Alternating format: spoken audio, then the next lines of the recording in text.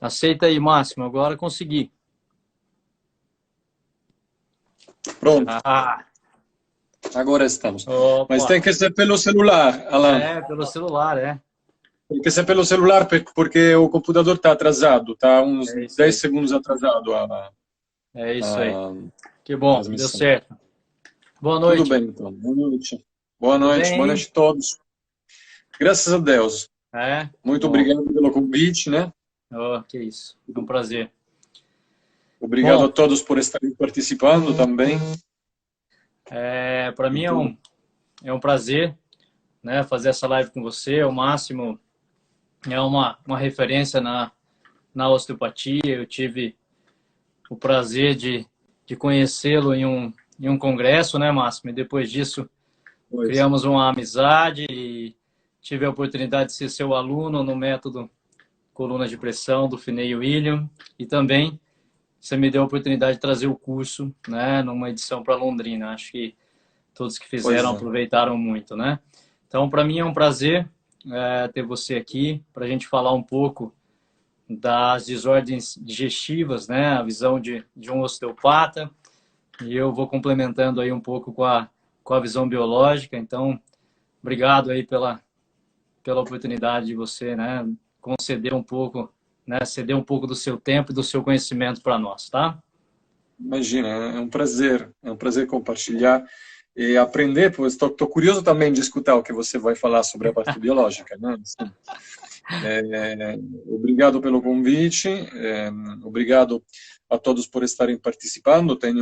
É importante, olha, foi uma boa coincidência você ter organizado essa coisa assim, porque Finney William, agora em 2020, no começo desse ano, trouxeram muitas novidades sobre a parte funcional.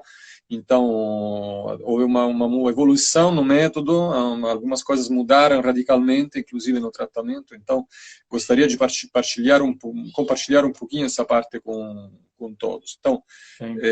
vamos falar sobre a parte osteopática nas várias desordens digestivas, né? Uhum.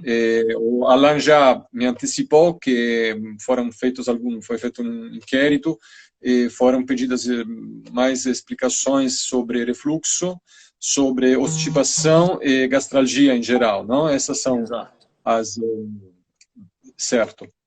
Então, É, as vamos. pessoas que mais eles gostariam de saber, Máximo, é dentro da sua visão, né, dentro da visão osteopática, que você explicasse como que, né, o método que você utiliza, né, isso é importante. Falar o Máximo eu não sei se posso falar assim, né, Máximo, é o professor titular do método, né, de colunas de pressão no Brasil, do método Finney William. Então, é uma forma bem legal de trabalhar. Eu tive a oportunidade de conhecer esse método e achei extremamente interessante. Então, eu gostaria que ele falasse um pouco para nós, né, dessas principais sintomas ou patologias que muitos pacientes nos procuram, né?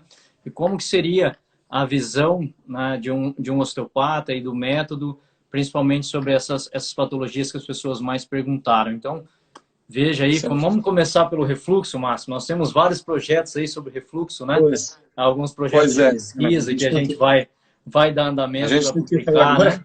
agora está tudo Alguma parado, coisa. mas a gente vai.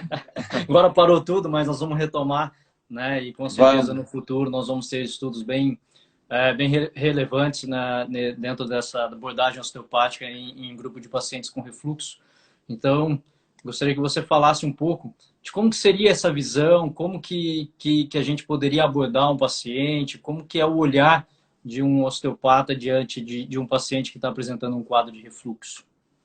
Sim, eu estou vendo só uma coisa, estou vendo a Astrid que fez uma pergunta sobre dor oncológica na Uhum, lombar e arcos costais. Digamos assim, não é expressamente o tema de hoje. uhum, Agora vou abordar a parte do refluxo, e aí depois, sim. se tiver tempo, a Poucos a gente gente conversa sobre esse assunto. vai entrar Mas nisso daí. assim, agora vamos conversar sobre a parte do refluxo. Então, em primeiro lugar, a visão osteopática que eu vou tratar é a visão do osteopática Finney William, que não é uma abordagem osteopática clássica, Uhum, digamos assim. Eles fizeram uma pesquisa sobre mobilidade visceral, foi uma pesquisa feita através de imagiologia dinâmica. Então, eles gravaram, através de raio-x dinâmico e ultrassonografia dinâmica, gravaram vídeos de movimentos viscerais, depois digitalizaram essas imagens e chegaram através de um software que foi elaborado expressamente para reconhecer as formas viscerais e calcular o seu deslocamento, chegaram a criar um modelo, a modelizar a mobilidade visceral humana, que é bastante universal, pelo que eles puderam reparar numa amostra significativa de sujeitos. Ou seja, a mobilidade visceral, pelo que eles observaram, é mais ou menos parecida em todos os seres humanos. Cada víscera tem um movimento próprio quanto a rotações, inclinações, mas o trato fundamental é que todas as vísceras descem durante o ato inspiratório e sobem durante o ato expiratório. Portanto, o motor da mobilidade visceral é a respiração e o diafragma. Então, sim, Duda, depois eu vou falar sobre o refluxo no recém-nascido, porque o Cristiano William trouxe bastante novidades sobre esse assunto, é interessante que a gente fala sobre isso. Então, o que eles viram? Eles viram, portanto, que esses movimentos são sistemáticos, existe um modelo, existe uma padronização, mas o que eles observaram é que, assim como existe um modelo de mobilidade normal, um padrão de mobilidade normal, existem padrões de mobilidade alterada, que correspondem às diversas patologias. Portanto, existe um padrão de alteração característico para a gastralgia, existe um padrão característico para a queimação epigástrica, que já é uma coisa diferente da gastralgia, existe um padrão para a azia, que é chamado de pirose, ou seja, a dor retroesternal sem refluxo evidente, existe um padrão para o refluxo, existe um padrão para a hérnia do hiato. Existe um padrão para obstipação e um padrão para a diarreia funcional. E todos esses padrões, fundamentalmente de alteração, afetam a mobilidade daquelas vísceras que são importantes para o controle funcional, humoral e fisiológico de uma certa função. Vamos entrar no específico. Por exemplo, vamos falar em gastralgia. Porque uma pessoa funcionalmente deveria ter uma gastralgia e o que eles observaram? Então, no caso da gastralgia, eles observaram que a víscera que está principalmente restrita na sua mobilidade é a parte duodenal. Então, fisiologicamente, qual é a explicação dessa relação? Por que uma pessoa tem uma gastralgia, um problema gástrico, mas, na verdade, quem é afetado na sua mobilidade é o duodeno? O duodeno, fundamentalmente, ele recebe a comida que sai do estômago, então o estômago esvazia, envia por jatos o quimo ácido no duodeno, então o duodeno vai recebendo, o quimo ácido ativa o pâncreas, que vai soltando bicarbonatos e depois também vai soltando alguns hormônios, a bulbogastrona, a enterogastrona. Na medida em que o estômago se esvazia, a enterogastrona é um hormônio que diz ao estômago praticamente: oh, cara, você tem que parar de soltar ácido clorídrico. Sim. Chega, acabou. Tá? Então, o que acontece? Se você tem uma disfunção na mobilidade do duodeno, supostamente ele não está fazendo o trabalho dele. Então, é provável que ele não esteja soltando os hormônios que são interessantes para informar o estômago que ele tem que parar de produzir ácido clorídrico. No caso do estômago, na gastralgia, ele não é bloqueado na sua mobilidade, portanto, ele tem esse movimento de subida e descida, mas o que foi reparado é que ele, ao descer e ao subir, ele fica rígido, porque as vísceras, na mobilidade delas, além de subir e descer durante o ato respiratório, elas também encolhem, estou falando das vísceras ocas, é claro, elas encolhem e se esticam. É como se fosse uma água-viva, uma medusa, tá? Elas encolhem na descida e esticam na subida. Então, o que foi visto, por exemplo, é que na gastralgia o estômago não faz esse movimento, ele está rígido.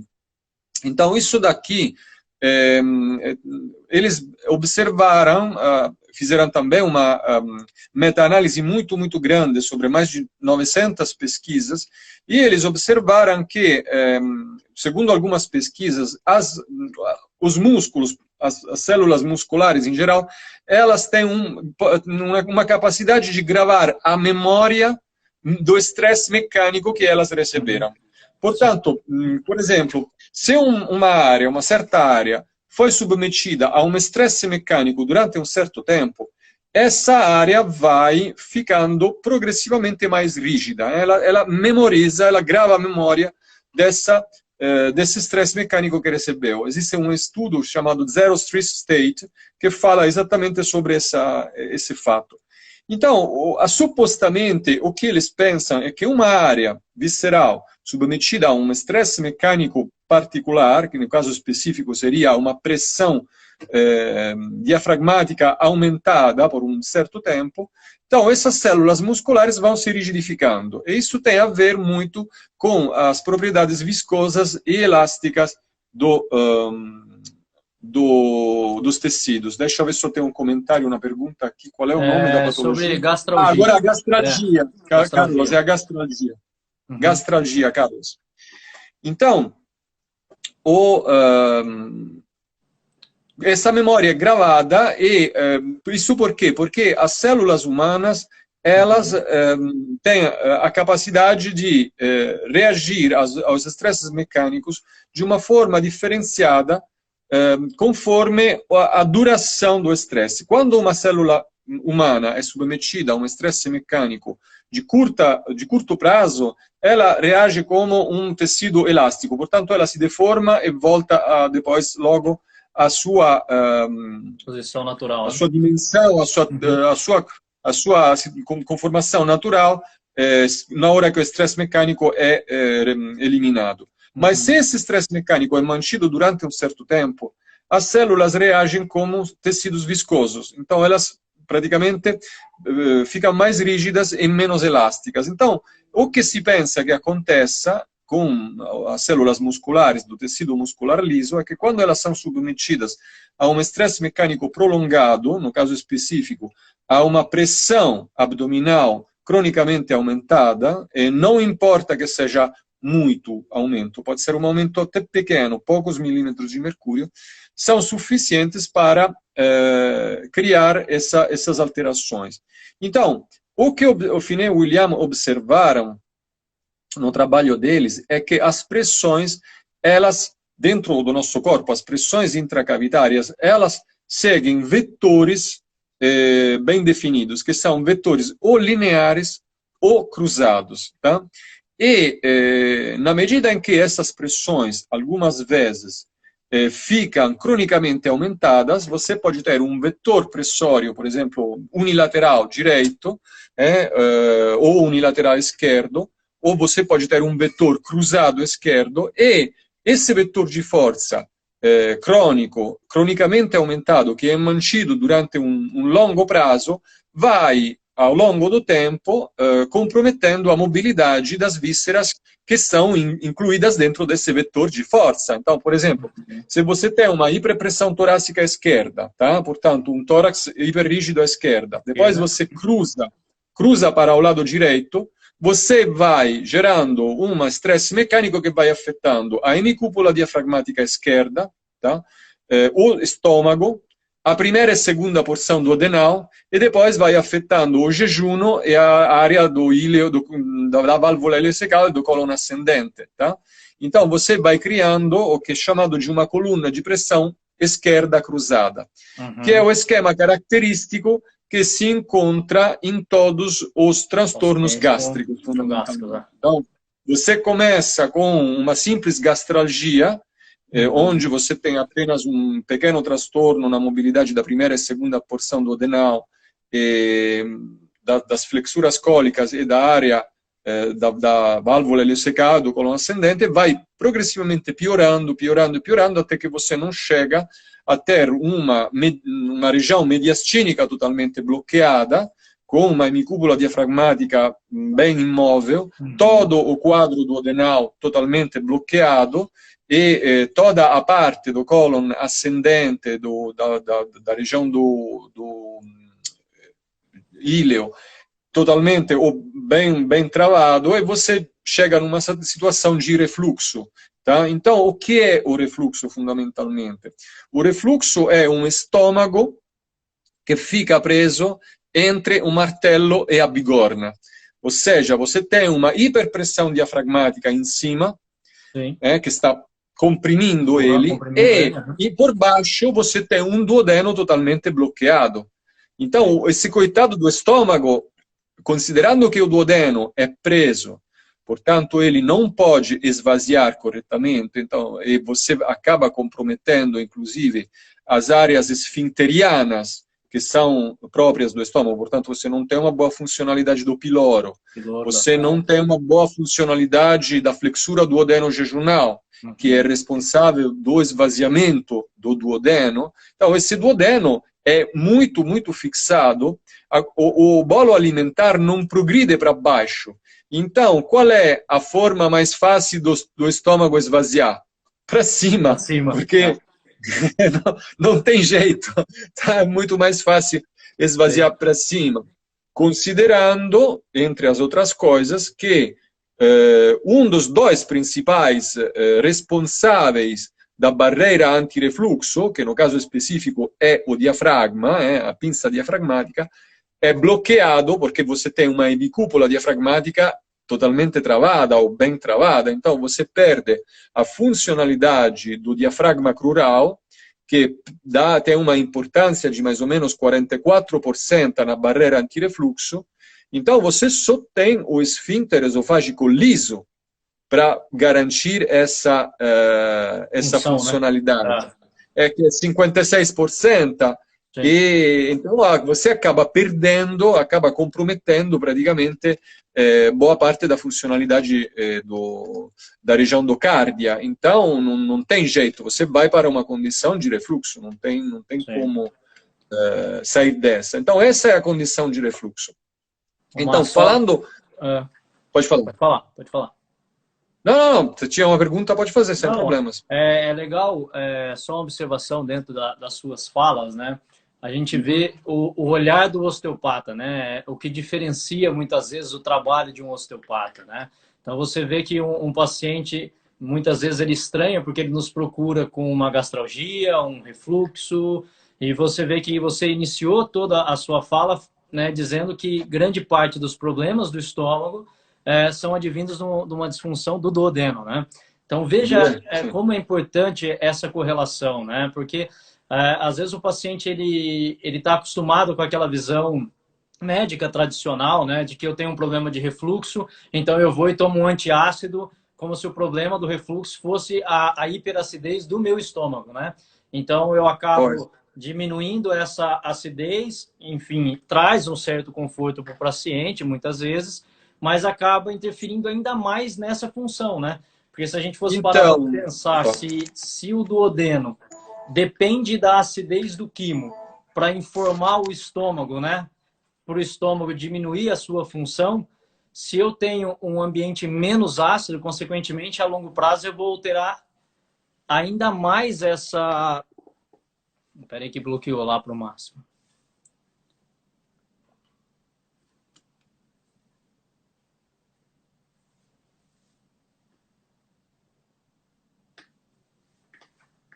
Espera aí que para vocês bloquearam aí também, né?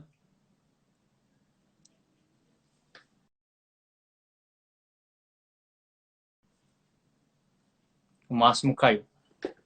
Deixa eu puxar ele de novo aqui. Que acho que caiu a conexão dele lá.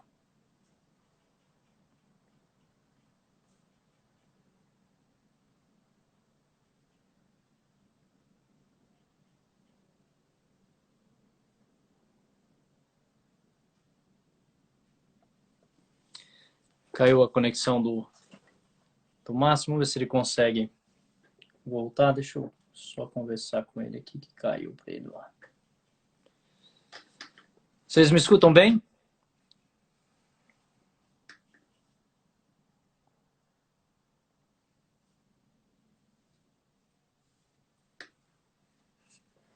Ok. Se eu só...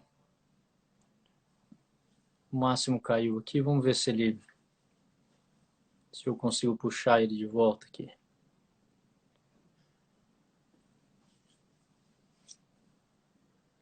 Caiu bem na hora do raciocínio, né? Sim mesmo.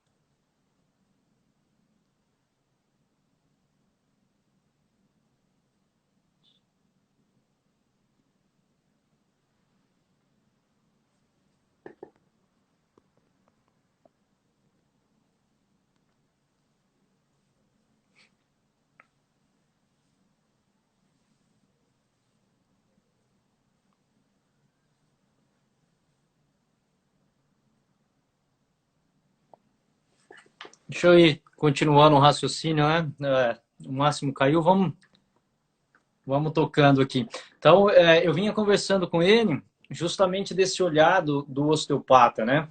Porque a base do trabalho é a gente ter uma boa compreensão da fisiologia, né? Tanto da visão biológica quanto da visão, vamos falar assim, mais mecânica do corpo. Um profissional que conhece bem a fisiologia, ele consegue trabalhar com as diferentes ferramentas que ele tem, né? Mas se, pela explicação do professor Máximo, veja que correlação legal. Se é o duodeno que informa o estômago para que ele possa funcionar melhor e ele depende diretamente da acidez do quimo, né?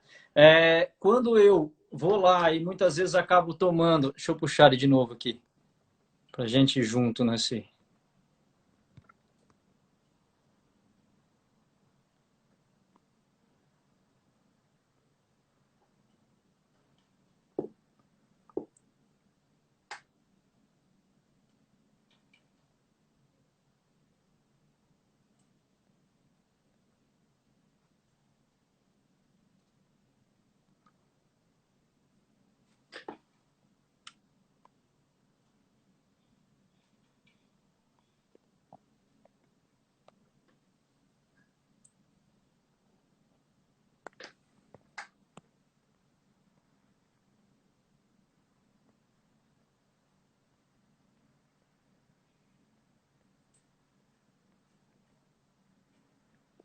O Máximo, você não aparece para mim. Faz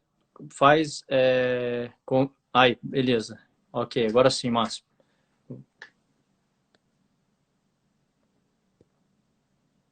Deixa eu mudar aqui que... Agora mudou a câmera também, peraí.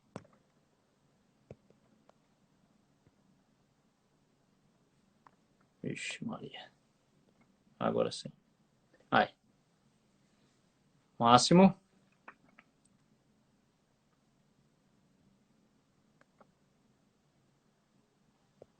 Máximo. Aceita o convite aí, Máximo, para você voltar.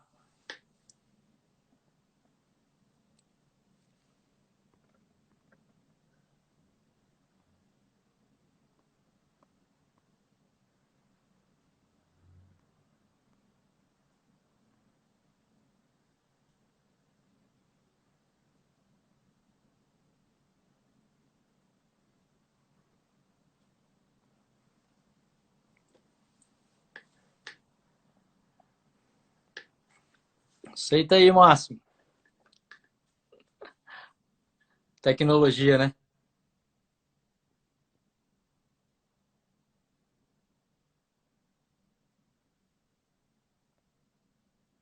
E caiu de novo. Acho que ele está com a conexão ruim lá.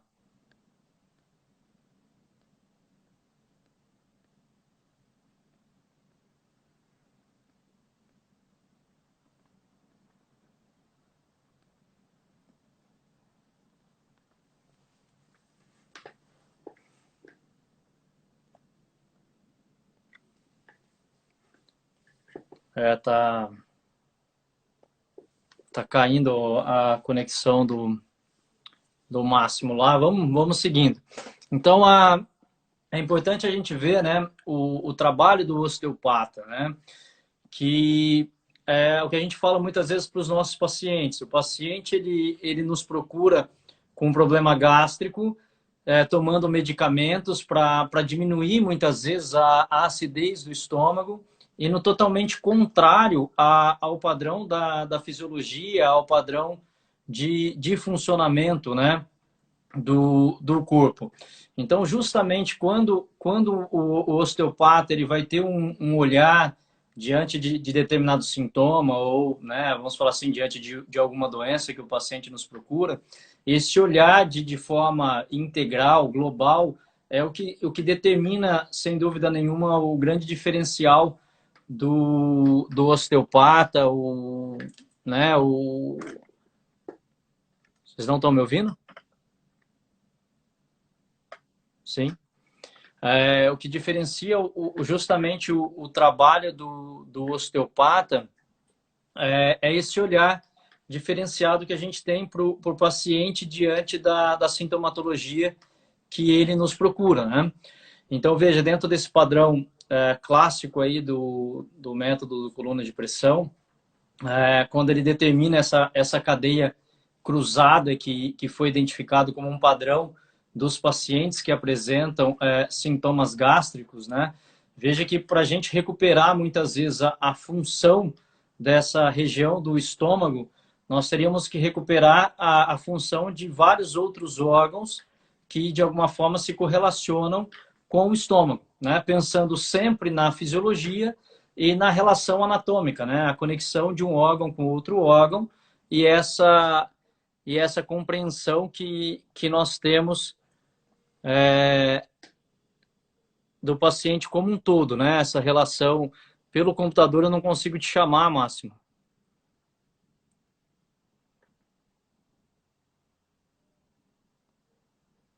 Ele falou que voltou, mas voltou pelo computador. Eu não consigo puxar você, Máximo, pelo computador. Eu preciso que você entre pelo celular. Vai tentando aí que eu vou falando um pouquinho de algumas informações para tentar correlacionar o trabalho, né, baseado já no que você introduziu para a gente, colocando um pouco da também visão biológica dentro de tudo isso daí. Então, além dessa correlação funcional do organismo, toda essa mobilidade visceral, a relação da víscera com a sua inervação, né? A relação com a cadeia ganglionar simpática, com o sistema parasimpático, que vai ter total correlação aí com os desequilíbrios, né? da função visceral.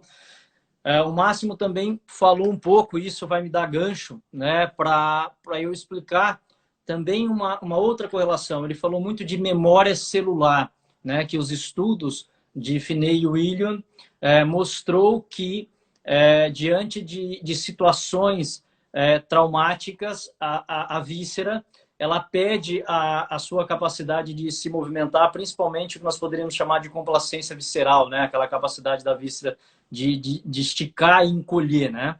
Então, eles observaram que há uma rigidez dentro de tudo isso daí, e essa rigidez ela vai a longo prazo acontecendo em decorrência da memória da célula, né?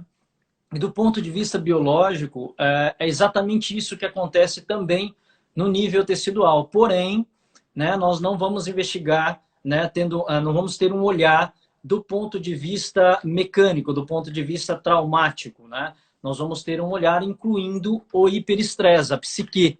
Então, o que a gente pode observar? Que diante de situações de hiperestresse, através do sistema nervoso autônomo, inicialmente simpático, né? O cérebro ele desencadeia, ele, né, manifesta informações que vai fazer com que uma área do órgão ele responda, né? Diante dessa situação. E pôde-se observar, de acordo com a capa embriológica que constitui o órgão, como que essa célula, como essa área do corpo, ela vai responder. Então, Se a gente for falar da região do estômago, o estômago, basicamente, ele é constituído de dois tecidos embriológicos, que é o endodema, que constitui a maior parte do estômago, que é a grande curvatura do estômago, o corpo e o fundo do estômago, e a pequena curvatura, que é constituída da parte ectodêmica, né? O tecido embriológico ectodêmico. Sendo assim, ele tem basicamente esses dois tecidos que, diante de situações, vão reagir, né? O tecido endodêmico, ele é responsável por reagir diante das nossas funções mais primitivas, como, por exemplo, digerir algo, né? Já que ele é a área responsável por produzir o suco gástrico, que tem como função, então, a digestão. Então, dentro de um contexto mais primitivo, seria digerir o bocado. O que é esse bocado? É um bocado de alimento para o animal. Toda vez que eu tenho o bocado alimentar, ele vai desencadear uma resposta nessa região. Quando a gente traz para um contexto psicobiológico, pode ser toda a dificuldade que você tem de digerir algo. Por exemplo, uma situação indigesta, uma pessoa indigesta, né? E quando você traz para esse contexto essa contrariedade indigesta, essa dificuldade de digerir algo, as células desta região do estômago começam a responder, né? E de que forma que essas células respondem? Elas respondem de duas formas. Aumentando a produção de ácido, então nós teríamos um quadro de hiperacidez, com o objetivo, por que essa região aumentaria a acidez? Para fazer com que aquela pessoa ou aquele animal consiga digerir melhor aquele bocado, ou digerir melhor aquela situação. E o que nós observamos? Que esse impacto a longo prazo, como o Máximo falou, né, da repetição de uma situação traumática afetando a característica da célula, a repetição desse hiperestresse, num primeiro momento, ele altera sempre a função, que seria essa hiperprodução de ácido. Num segundo momento, a manutenção disso daí altera a estrutura celular e a característica de uma célula endodérmica que constitui o estômago. Toda vez que ela está diante de uma situação de hiperestresse simpático, inicia-se uma divisão celular, formando o que nós vamos chamar de adenocarcinoma estomacal. Algumas pessoas colocaram isso daí, que seria a origem de um câncer, tá? Eu vou chamar o Máximo de novo para ele participar. O celular dele esfriou. Vamos lá.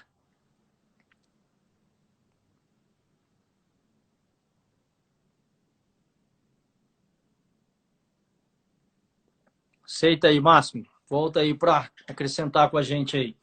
Então, essa célula agora, ela não modifica apenas a função do quadro de hiperacidez. Ela começa a modificar também a sua estrutura. E assim nós teríamos uma relação de mudança entre estrutura e função. Tá? Então, isso é uma possibilidade quando um paciente nos procura também com uma alteração funcional, da gente entender que isso pode estar tendo também uma interferência do meio ambiente em que ele vive. E uma outra, só para eu finalizar, Máximo, uma outra parte do estômago, que é a origem ectodêmica do estômago, o sentir principal é a sensação de raiva, de ira, né? Então, as pessoas que remoem muito, que sentem muita raiva, elas acabam gerando um impacto também nesse sistema gastroduodenal, fazendo com que surjam os sintomas principais de gastrite, a dor gástrica, a dor da úlcera gástrica, a gastralgia, né? Esse sintoma clássico, né, dos pacientes que têm desconforto, estariam totalmente ligados a essa sensação de raiva, pessoas que guardam demais. Então, é sempre importante também a gente poder incluir um pouco mais essa compreensão também de que pessoas que podem estar, além do ponto de vista funcional, já descrito pelo Máximo muito bem, entender que a forma com que essa pessoa se posiciona na vida dela, a forma com que ela se posiciona nas situações, o que ela traz, também pode repercutir diretamente nessa relação da função e, consequentemente, da sintomatologia desse paciente. Então, era só para colocar um pouco mais, Máximo, também essa visão. E o diafragma, só para eu concluir aí, você continua. O diafragma é um músculo que ele sofre por toda a sensação de sobrecarga, se sentir sobrecarregado. É o contexto que a gente diz, aquelas pessoas que dizem isso é demais para mim, eu não aguento mais. Então, isso vai modificando a função do diafragma, fazendo com que ele perca cada vez mais a sua capacidade de se movimentar. E isso, consequentemente, vai interferir, Máximo, você pode agora aprofundar um pouco mais nisso, nessa qualidade das pressões, né, entre as cavidades e, consequentemente, isso poderia influenciar muito num quadro, principalmente do refluxo, né? Então, eu fui falando, Máximo, enquanto você estava um pouco ausente, dessa visão mais biológica. Lá, E aí eu você acompanhei continua tudo. aí. Sim, Eu continua acompanhei o seu tudo. raciocínio clínico Imagina, aí de não, como um osteopata poderia trabalhar com tudo isso. foi importante você ter falado sobre isso. Você tinha começado a assinar uma coisa, né? Quando você falou, por exemplo, sobre a questão da acidez, não? O fato que a pessoa toma um antiácido para aliviar o refluxo, mas na verdade nós podemos ter um refluxo que pode ser um refluxo ácido, assim como pode ser um refluxo alcalino, né? Então, o problema do antiácido, na verdade, é que ele permite uma boa digestão dos alimentos, eles não são bem digeridos. E às vezes os médicos costumam dar, por esse motivo, junto com o antiácido, costumam dar um procinético, por exemplo, uma domperidona, para acelerar o trânsito. Qual é o problema associado a essa situação? O fato que o alimento chega, de qualquer forma, até o jejum e o ilho vai praticamente ser digerido, mas não suficientemente tratado pelas enzimas gástricas. Então, na verdade, o que vai se criando com isso é uma disbiose fermentativa. Tá? A disbiose fermentativa acaba aumentando a pressão intraabdominal, porque você acaba tendo praticamente um inchaço. E eu gostaria de estufamento, né, Máximo? Exatamente. Que favorece, de fato, o aumento da pressão intraabdominal. E nesse contexto, eu gostaria de ressaltar um pouquinho a questão da alimentação, certo? Ou seja, nós podemos dizer que hoje em dia, mais que 90% dos indivíduos não comem como deveriam. Tá? Todo mundo come de forma absolutamente errada. Tá? Não adianta você tomar a sua cúrcuma, os seus produtos anti-inflamatórios, ou tomar os seus probióticos, se você não ingere alimentos corretos. O problema é que nós, na verdade, ingerimos muito alimento que é pró-inflamatório. Né? Só as farinhas refinadas, só para falar uma coisa, o arroz branco, por si já é um inflamatório. Tá? Então,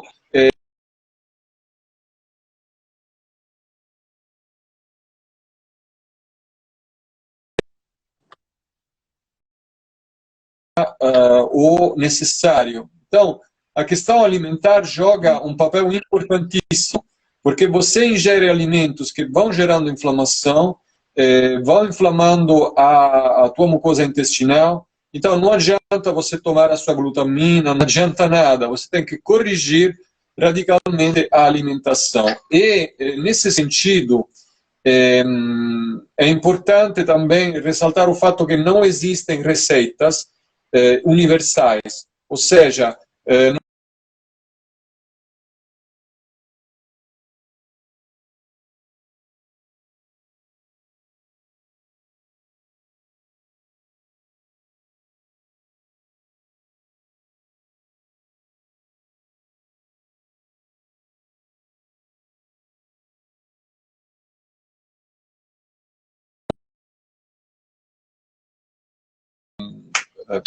assim, espera só um pouquinho, Márcio. Desculpa. Espera só um pouquinho que deu um problema, bloqueou a conexão. Agora voltou. Isso. Tá. Então, não existem receitas universais. essa questão da alimentação, exato. Bom, a alimentação, não existe uma receita universal. A alimentação é como se fosse um hábito, um vestido sob medida. Você tem que criar a alimentação certa para a pessoa certa, tá? Sim. Então, não os protocolos, né? Aquela coisa, isso é bom ou isso é ruim, né? Não existe receita universal. Mas voltando ao assunto do refluxo, então, foi pedido sobre o refluxo dos bebês. Então, esse padrão que eu tinha descrito de pressões, né, aumento de pressão, portanto, vetores pressóricos, linear, cruzado, são fenômenos de aumento crônico de pressão abdominal que todo mundo vai gerando, todo mundo. Então, Finney e William observaram isso desde o começo dos seus trabalhos, o fato que as pessoas, todas as pessoas vão gerando esses aumentos crônicos de pressão abdominal. E uma coisa que eles observaram é que, mesmo você corrigindo isso com um certo trabalho, isso, na verdade, vai se refazendo e refazendo cronicamente em todos os indivíduos. No começo, eles não tinham uma explicação do porquê isso acontecia, mas agora eles têm. Eles fizeram uma evolução muito recente da pesquisa deles sobre a assimetria corporal. Então, o que foi, na verdade, demonstrado é que os seres humanos não são simétricos, tá? E provavelmente isso é em relação ao fato que as duas hemicúpulas diafragmáticas não são iguais como forma e tampouco a disposição das vísceras dentro da cavidade abdominal não é igual. Porque você tem um fígado no lado direito que você não tem no lado esquerdo. Exato. As pesquisas mais recentes demonstraram que praticamente as pessoas, quando respiram em posição sentada ou de pé, elas criam oscilações, ou seja, em relação ao ato respiratório, o corpo oscila. Então você cria uma força que te joga para frente e para um lado, e o corpo reage se jogando para trás e para o lado oposto. E como você respira 20 vezes ao dia, você vai criando uma sobrecarga de um lado, e esse lado, portanto, acaba recebendo mais peso, né, do corpo, e toda a parte do tecido conjuntivo, portanto, a matriz extracelular, vai densificando. E ao se densificar, cria uma tensão na fáscia, e vai gerando um fenômeno chamado justamente de assimetria, e o pior é que quanto mais você cria essa simetria, quanto mais você vai oscilando. Por quê? Porque você perde a função de ajuste postural antecipatório. Portanto, o seu corpo não é mais capaz de se prevenir dos desequilíbrios posturais e vai criando um ajuste postural atrasado. E isto é o que vai criando uma dor, por exemplo, uma dor lombar. O que nós observamos, por exemplo, as pessoas, quando eu fiz a pesquisa lá em Roma, mas isso já foi observado por Rhodes lá na Austrália, é que problemas gástricos, problemas digestivos e dor lombar são estreitamente correlados. Se você pegar as pessoas que têm dor lombar, é muito frequente que você tenha também um problema digestivo. O que nós observamos na época era que as pessoas, por exemplo, com problema gástrico de refluxo, tinham muitas vezes uma sacroiliaca direita em bloqueio. A gente fez toda uma observação. E isso bate perfeitamente com a coluna de pressão cruzada esquerda, porque você tem um líquido esquerdo, depois você passa pelo estômago, você joga a pressão embaixo à direita. Então a tua sacroiliaca direita acaba sendo afetada.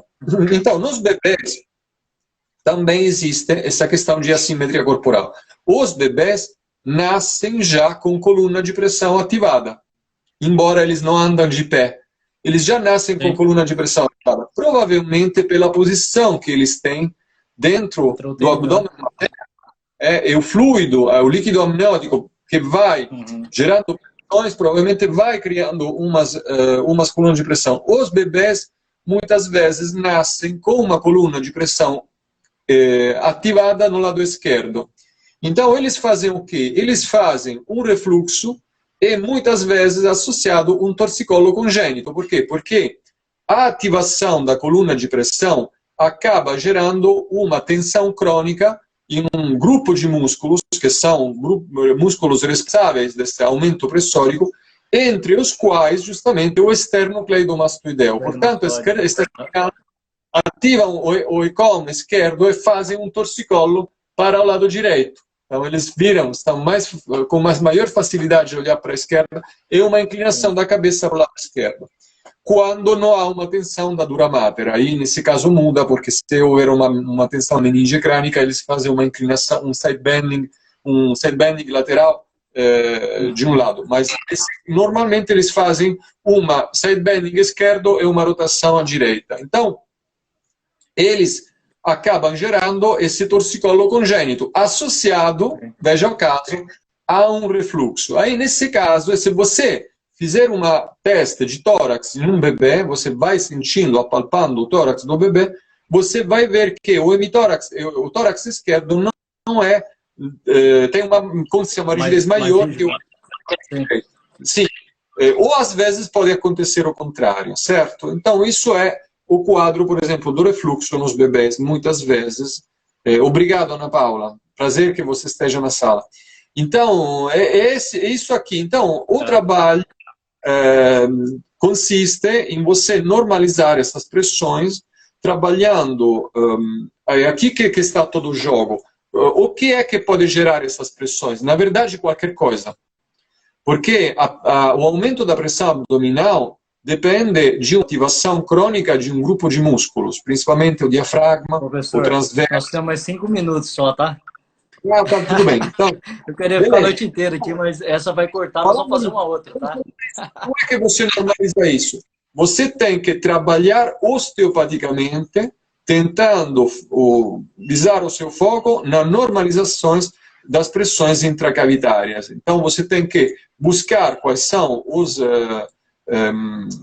elementos mecânicos ou neurológicos ou fluídicos que estão criando esse aumento pressórico. Então, pode ser um bloqueio de uma parte visceral, pode ser uma parte estrutural, pode ser alguma coisa neurológica, pode ser uma tensão na dura mater. Você vai ter que achar e resolver esses problemas para normalizar essas pressões. E trabalhar a simetria corporal. Fundamentalmente, isso é muito importante também. É porque não para, né? Se a gente for imaginar, nesse esquema que você falou, nós já vamos chegar no crânio, vamos encontrar tensões cranianas, disfunções, né? E aí começa uma alteração do nervo vago, por exemplo, o nervo frênico, e aí nós temos uma desarmonização bem global, né? Por isso o trabalho do osteopata é o trabalho de detetive, né? Tentando encontrar pontos de desequilíbrio do corpo e sempre com o objetivo de dar mais normalidade, né, para a função, né? E é bem interessante esse fenômeno que você falou, de que depois chega no crânio, porque quando você atinge o hemicrânio, aí você começa a ter outro tipo de problema. Você pode começar a ter um zumbido, por exemplo. Você pode começar a ter transtorno de vertigem. Você pode começar a ter um problema de hiperpressão ocular, um glaucoma. Por quê? Porque exatamente, problema de ATM. Aí você vai gerando, vai sobrecarregando. E aí chega o paciente no teu consultório e fala: "Oh, doutor, é muito engraçado, tudo aquilo que me acontece no lado esquerdo, ou tudo que me acontece no lado direito. Um problema no ombro direito, a hérnia lombar à direita, o meu joelho dói à direita. Fiz uma entorse de tornozelo no lado direito, porque isso afeta também a capacidade da pessoa controlar o gesto motor. Tanto vai ter uma perda de eficiência no controle da gestualidade, que compromete tanto a potência quanto a segurança do movimento. Aí você tem esportistas que se machucam,